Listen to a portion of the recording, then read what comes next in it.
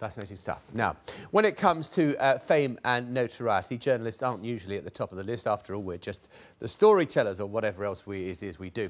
But the identity of a well-known reporter from a reputable news organisation is a valuable thing, and to some, well, it's even worth stealing. As we've been finding out recently at BBC Bureau around the world, an increasing number of journalists are now having to compete with their imposters. Well, let's go live now to the world's newsroom and... well, it says here it's John Sopel there, but it must be some imposter. It's Tom. Hiya, mate. I could never hope to replicate the great John Sopel, John. But strangely enough, this is a very odd story, but we're finding out in the world's newsroom that some of our journalists are actually facing themselves. Let me explain. It's a strange story, but it's something that stems from an online piece today on the BBC website. This man here, he's one of ours. He's our BBC House of reporter, and he lives in Cameroon. Now, one day he left his house quite recently and heard himself reporting from Nigeria. Quite a strange situation. I'm sure it made him very confused. He did a little bit of research and found out that this man was actually pretending, working as a journalist for the BBC. After he tried to get in touch with this man, he found a trail of stories that he had done and people he had interviewed without any idea that he actually conducted these things. Very, very strange story, but it's not uncommon.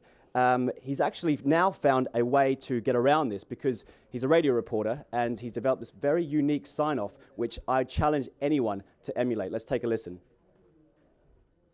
Muhammad Babalala, sashin Hausa na BBC, daga Yaounde a Jamhuriyar Kamaru. Very, very strange story, but perhaps the most strangest thing is it's not uncommon. And I'm joined now by the face of BBC Swahili TV. That's Salim Kikeke, a very, very popular man on the continent. So popular, in fact, that some people literally want to be him. Let's explain. Salim, what's happening with you? I've been on radio, just like Muhammad, but been there for 8 years. No one wanted to be me. As soon as I went on TV, at the moment I have around 4 pages of Facebook that have my actual picture. Let's just pause there and show you the. Okay, so who's this? Is this you?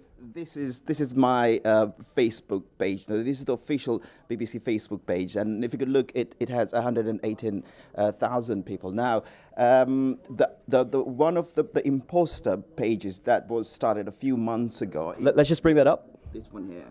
Now, this one it had only a few hundred people, but it's now it now has around 5,000, close to 6,000 followers. I did drop a message to the person who's running this page, and all he had to do is write a very small, faint line saying this is an unofficial account. But if you look at the way he speaks, he converses with the people on Facebook, they actually address him as me. Now, he hasn't said anything bad so far, and I hope he doesn't, but we're trying to see how we can, ask him to pull down the page. On a serious note, this must be quite concerning because in Africa, especially with radio, there's a huge audience. And if there's someone masquerading as yourself, getting things wrong, that's got to damage your reputation. Absolutely. That's very, very, it is a risk. And I just hope, and the BBC is trying to make sure they get in touch on Facebook, because there's a Twitter, at least one Twitter account that has my name. The only worry, maybe I should say, they don't come over and take my job. Salim, good luck with all that. And John, the trials and tribulations of being a journalist, I'm sure no one could ever impersonate you. Oh, cheeky Donkin, that's really unkind. Right, I'll speak to him afterwards. Anyway, you can get in touch with the real John Sopel on Twitter at BBC John Sopel. Also, just to stay with us on Global, because I'm going to be speaking to a Syrian government spokesman about this latest report into the alleged killing of 11,000 people who were being detained. Do stay with us.